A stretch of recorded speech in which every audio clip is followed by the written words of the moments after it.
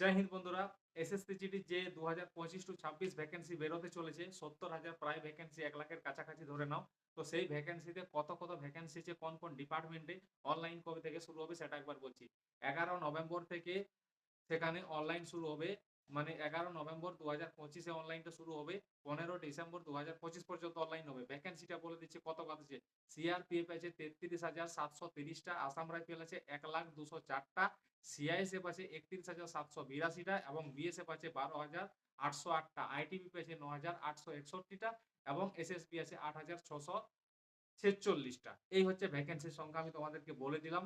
খুব ভালো ভ্যাকেন্সি আছে, অনেক বেশি পরিমাণে ভ্যাকেন্সি আছে। আজ পর্যন্ত আমার দেখা কোনো এসএসসি জিডি রিক্রুটমেন্টে এত ভ্যাকেন্সি আশা করি দেয়নি বা এত ভ্যাকেন্সির ব্যাপারে কোনদিন নোটিফিকেশন ছাড়েনি। তা অনেক পরিমাণে ভ্যাকেন্সি আছে। যদি তোমরা বই নিতে চাও, কোচিং আসতে চাও, তমলুক কোচিং আসতে পারো, বই অর্ডার কিনতে পারো, সাবস্ক্রাইব করবে চ্যানেলটা এবং